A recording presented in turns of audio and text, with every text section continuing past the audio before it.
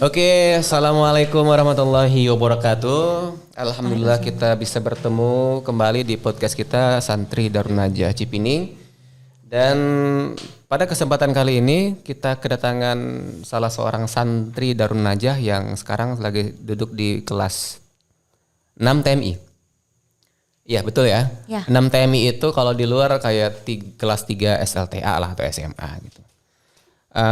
Yang kita undang ini punya hobi menulis dan informasinya sudah pernah menerbitkan sebuah buku.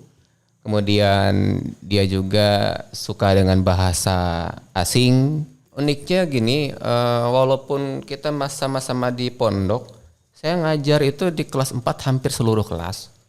Tapi sampai sekarang nggak pernah ketemu sama ini di kelas itu ya. Karena memang pada saat itu kemarin pandemi kebetulan belajar di rumah gitu.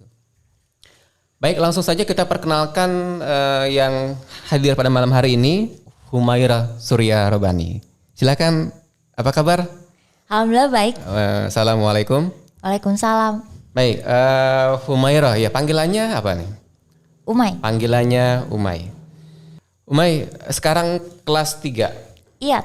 Apa kegiatan sekarang? Mau ujian akhir. Mau ujian akhir. Berarti nggak lama lagi lulus ya? Iya dong. Berapa hari lagi? H-31. Wow, dihitung H-31. Karena memang hari terakhir itu acara yang sangat dinantikan, yakni wisuda atau haflah ya. Itu tradisi dari pesantren. Langsung perkenalkan dari mana, kemudian cerita-cerita apa hobinya, mudah-mudahan memberikan inspirasi buat teman-teman di rumah. Silakan. Lahir di Purwakarta. Terus gedenya pindah-pindah gitu, Tat. Pindah-pindah. Kalau nggak salah Uma ini sebenarnya orang Jawa, ya orang Jawa tapi lingkungan Sunda. Artinya bisa bahasa Jawa, bisa bahasa Sunda juga. Tapi teman-teman luar biasa juga. Uma ini bukan hanya menguasai 2 bahasa, Jawa, bahasa Sunda, tapi juga bahasa Arab, bahasa Inggris, bahasa Jerman dan Prancis. Sebenarnya berapa bahasa bisa dikuasai oleh Uma? 25 bahasa. Masya Allah. 25 bahasa. Dari 25 bahasa itu gimana ceritanya kok bisa menguasai 25 bahasa? Kalau Prancis sih emang di rumah tuh papi suka ngomong bahasa Prancis loh dari dulu, kayak misalnya kalau dalam bahasa Prancis ini namanya jardin. Jardin itu artinya kebun. Kayak lama-lama kita biasa Prancis. Habis itu sebelum bahasa Inggris dulu. Sebelum Inggris justru Prancis dulu. Prancis. Itu karena memang ayah kerja di? Enggak. Papi itu PNS. Oh, tapi kok bisa tertarik dengan bahasa Prancis? Kurang ngerti sih, tapi emang keluarganya begitu. Begitu maksudnya? Ya gitu. Apa ya? Suka dengan bahasa-bahasa begitu? Enggak, tapi emang di keluarga kita tuh udah biasa loh, Tat, kayak ngomong pakai sisipan Prancis sama Belanda tuh biasa. Humaira ini masuk ke pesantren Darun Najah 2 Cipining sejak kelas 4. Iya. Jadi bukan dari intensif ya. Bukan. Dan jujur saya sendiri belum pernah ketemu di kelas. Lihat Humaira itu pertama kali ketika tampil di OPSA kelas 4. Saat itu jadi MC juga kan. Dan menggunakan bahasa asing juga. Lalu yang kedua, yang terakhir kemarin tampil di panggung Gembirani HI. Juga pakai bahasa juga. Dan kalau nggak salah itu ada 9 bahasa disampaikan. High regards to the Superintendent of Darun Najah Cipining Islamic Boarding School, Mr. Faruk Afsari, Bachelor of Islamic Education, Mr. Atijan Yani, and Professor Abdul Rashid. Sebenarnya apa rahasia Umay bisa menguasai bahasa ini? Apakah dengan kursus atau sekolah atau bagaimana itu ceritanya? Oh, nggak pernah, Tat. Itu malah cuma kayak iseng aja, kayak misalnya kepo. Ini artinya apa sih? Udah, bukan kayak ambis kayak saya harus bisa sekian bahasa kayak gini-gini harus jadi duta. Enggak, kayak ya udah sih iseng kayak, ih kok lucu sih ini sama, kok mirip ini sih bahasa Prancis, kok mirip sama bahasa Jerman atau misalnya kayak Parsi, Parsi mirip bahasa Kazakh loh, bahasa Uzbek. Membanding-bandingkan Kayak, kata demi kata? Iya, lucu aja kalau misalnya satu bisa, berarti yang lain juga bisa. Kan kita ada serumpun gitu. Kamu sudah menemukan pola itu? Iya. Nah ini ya mungkin belum bisa dilakukan oleh banyak orang ya. Kalau dari sekian bahasa itu ada berapa yang betul-betul artinya lancar kalau komunikasi? 5 lah. 5. Apa saja itu yang 5 tuh? Prancis, Yes. Inggris, Inggris, Rusia, Rusia, Jerman, Jerman, Parsi, Persia. Arab nggak termasuk? Nggak Arab. lancar. Ya dibanding anak sini, jagoan banyak anak sini. Gitu. Kalau misalnya gini, coba ya, ini tes. Saya tadi makan dengan nasi goreng. Nah, bahasa Parsinya bagaimana? Man, astudere. Eh? Nasi goreng apa ya bahasa Parsi? Soalnya di Parsi nggak Nggak nasi ada goreng. Ganti ada nasi gorengnya. Roti, Ayam roti. Roti. Oh, ayam bakar, ayam bakar. Ada pasti ayam bakar kan? Iya, iya. Gimana coba? Man, Man? koje hastam. Koji Hastam. Hastam. Parsi. Parsi. Boleh dong Spill. mungkin ya Ya, praktekkan atau oke. bisa tanya nanti jawab pakai bahasa yang lain atau bahasa Rusia atau bahasa Jerman atau yang lain. Oke, berarti sekarang spill dulu ya. Iya, Inggris. iya, boleh, boleh. Oke, Inggris Inggris 3 apa? aksen ya. Oh, 3 aksen. Iya. Iya, silakan, silakan. Eh, aksen Amerika dulu. Nah, ini Amerika. Seperti ini, coba lihat. Hello buddy, let's get together. Itu Amerika. Kalau British, hello mate, let's get together. Kalau si, kita mate, let's get together. Tuh, beda ya? Iya, Tapi beda. Kalimatnya sama artinya itu. Kayak slang banget loh Ustaz, misalnya. Tapi menurut Umay ya, karena Umay emang dasarnya basicnya pakai Aussie, aksen Australia kan jarang, maksudnya di sini didengar kan. Ya, jarang sekali. Kan kebanyakan hanya itu doang. Iya. Kan, sama Amerika itu aja ya.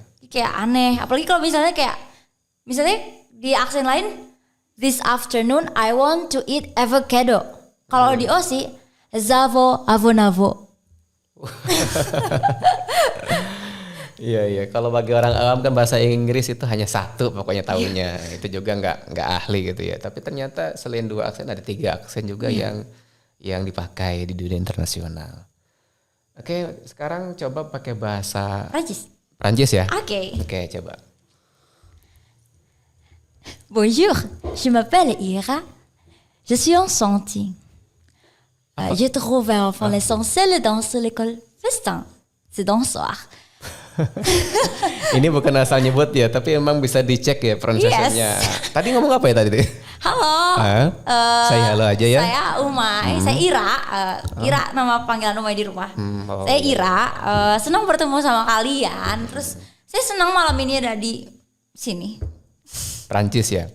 Dengan bahasa yang sama dan kalimat yang sama kita translate sekarang ke bahasa Rusia. Rusia. Oke. Silakan. Привет, меня зовут Ира. Очень приятно. Пока-пока.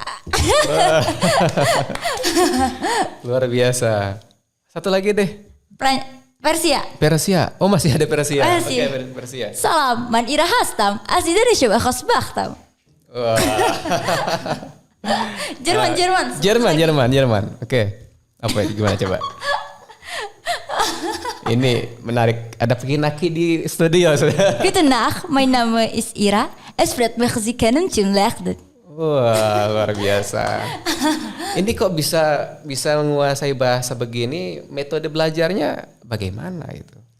Jadi satu kata asing tuh diselipin sama orang tua. Dengan cara?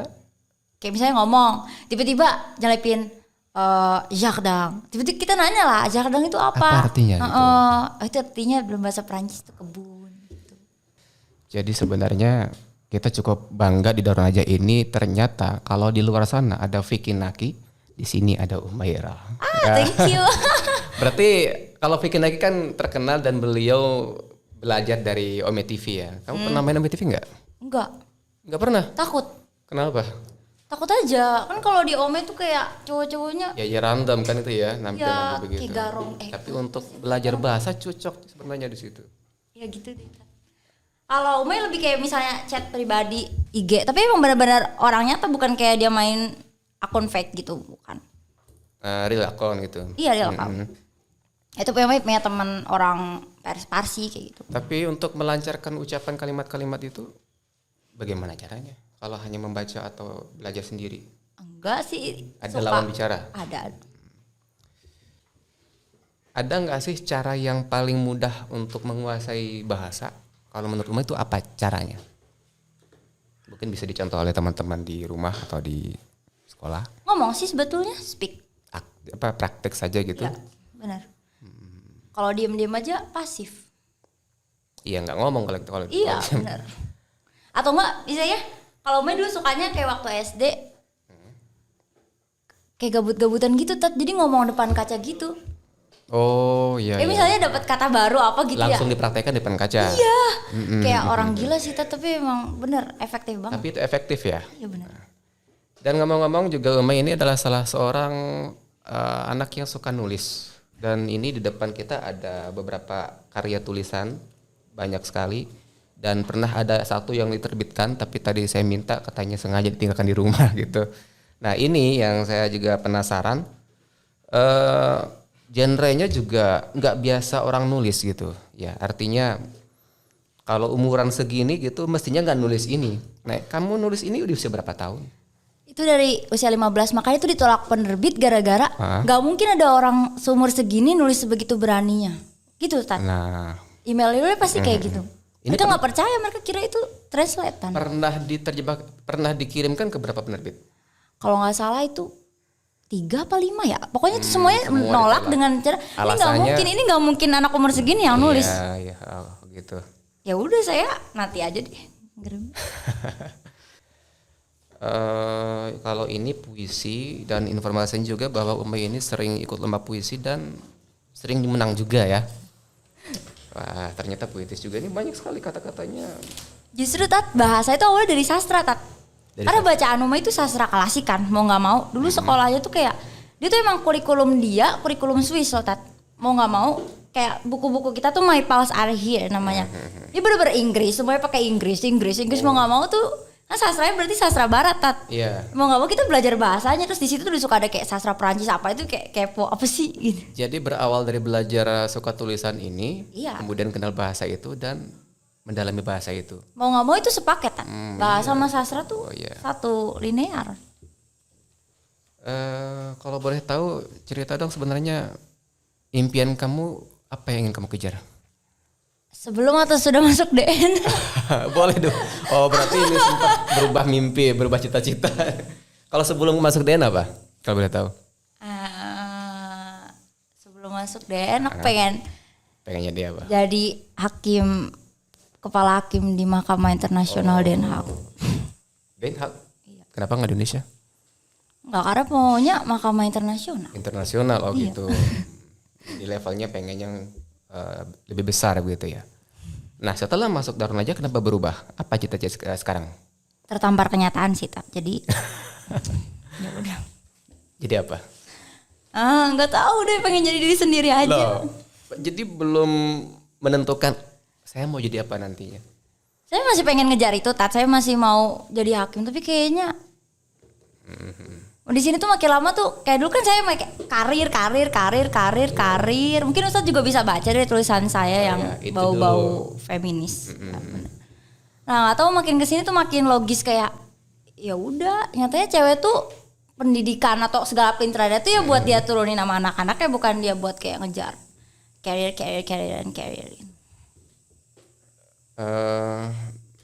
Kalau ini saya pernah dengar katanya Umay pernah dapat beasiswa dari Rusia, betul nggak? Iya. Terus gimana? Diterima apa enggak itu? Tapi kan perang. Oh kondisinya saat ini yang tidak mungkin, artinya nggak bisa diambil. Ya kita nunggu ini. Nunggu. Kelar. Iya. Tapi kalau seandainya di sana sudah damai, sudah oke, ada kemungkinan ke sana? Adalah. Ada. Karena memang bahasa Rusia sudah dikuasai ya, sudah masuk salah satu dalam kamus bahasanya Umay. Mungkin tokoh yang dibanggakan, nasional atau internasional ada? Ada. Siapa mungkin? Boleh tahu? Kalau nasional Haji Agus Salim. Haji Agus Salim, Masya Allah. Teman-teman pasti kenal juga siapa beliau ya. Beliau kan poliglot, terus diplomat. Kecil. Mantap itu. Berarti Umay terinspirasi dari Kiai Haji Agus Salim. Ya. Okay. Ada lagi? Dari luar negeri ada? Ada. Siapa? Simone de Beauvoir. Orang mana itu? Prancis. Orang Prancis, dan saya nggak kenal siapa itu. Beliau tuh ahli apa atau bidang apa beliau? Penulis sih. Seorang penulis. Iya. Kayak wawasannya luas loh. Kenal beliau dari buku-buku atau pernah lihat tayangan video bagaimana? Buku sih. Lebih banyak di buku. Ya buku. Banyak ya prestasi yang sudah diraih ya ketika sekolah di Bandung itu. Alhamdulillah. Apa saja itu? Boleh dong. Storytelling. Ya juara. pokoknya berbahasa-bahasa gitu lah. Semua tentang bahasa. Ya, Jadi paling- keunggulannya di situ ya. Beasiswa apa sih? Jadi kayak kita tuh masuk sana tuh tes. Kan ada kayak lomba sayembara gitu. Sayembara beasiswa. Iseng-iseng itu ikut tes, nggak bayar uang SPP selama 1 semester. Syaratnya gitu, terus itu bisa dipertahankan selama 3 tahun kalau nggak keluar dari 8 besar angkatan. Jadi rankingnya di paralel gitu. Oh Tan. gitu. Jadi Iya. ya udah nyoba-nyoba. Enak banget. Iya, asik. Tapi di sini juga sebenarnya ada. Iya, Dengan cuma nilai aduh. sekian kan bisa itu. Iya, tapi bukan kemampuan saya. Lah kan kalau di SLTP bisa prestasinya cukup banyak. Nah di Darun Najah Cipining mungkin cerita juga bagaimana pengalamannya. Kalau di aja prestasinya itu kali ya MC, mungkin prestasi. Jadi apa ya? Iya pokoknya jadi MC itu prestasi deh udah. Kalau di DN ini saya bukan apa-apa Tat. Kok gitu? Iya bukan bukan apa-apa. Remahan Apa? Rengginang. Apa alasannya? Kenapa seperti itu? Atau karena dikelilingi oleh orang-orang hebat sehingga nggak terlalu menonjol, atau karena belum ada kesempatan untuk lomba gini gitu bagaimana? Kalau di sekolah saya yang dulu saya beasiswa prestasi gitu Tat. Beasiswa. Iya jadi kita ranking paralel gitu. Selama 6 semester terus saya lulus predikat terbaik. Ya tapi itu di sekolah yang dulu sekarang mah udah saya nggak ada apa-apanya di DN. Nah, suka baca sejarah? Iya suka. Dari apa yang mulai dibaca sejarah itu? Sirah Nabawiyah. habis itu baru Umawi, habis itu Abbasid, Ottoman. Baru ke yang barat, yang medieval era, habis itu Yunani, Romawi.